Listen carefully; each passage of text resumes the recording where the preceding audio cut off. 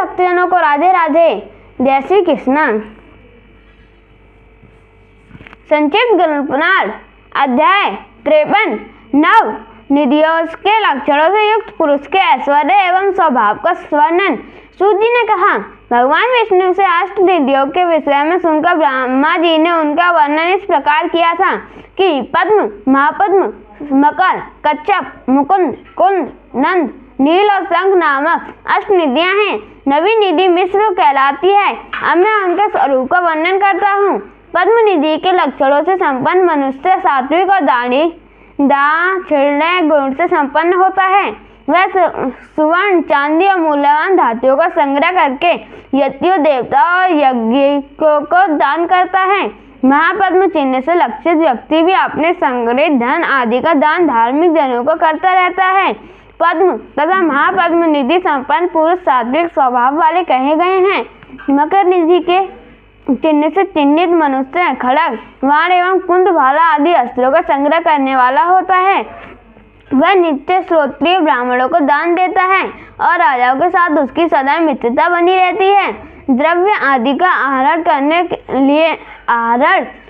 के लिए वह शत्रुओं का विनाश करता है और युद्ध के लिए तो सदा तत्पर रहता है। कच्छप निधि लक्षित व्यक्ति से तामस गुण वाले होते हैं। कच्छप चिन्ह से युक्त व्यक्ति किसी पर विश्वास नहीं करता। वह ना अपनी संपत्ति को स्वयं उपभोग करता है और ना तो उसमें से वह किसी को कुछ देता ही है। वह एकांत में जाकर अपनी संपूर्ण संपत्ति को पृथ्वी में गाड़ कर छिपा देता है। उसकी संपत्ति एक पीढ़ी तक रहती है।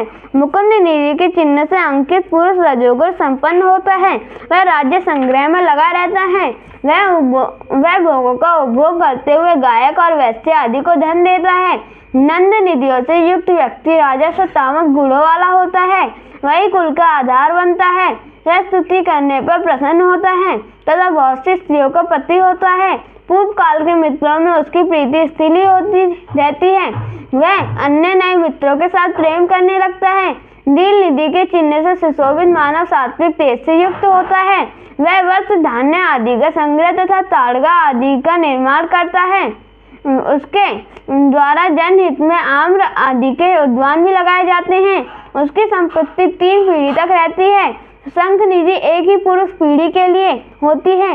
इससे समन्वित मनुष्य धनादि का स्वयं तो उपभोग करता है, किंतु उसके भोजन कुत्सित अन्न का भोजन तथा अच्छे न लगने वाले मैले कुचैले वस्त्रों से जीवन यापन करते हैं। वह स्वयं के भरण पोषण में सदैव तत्पर रहता है।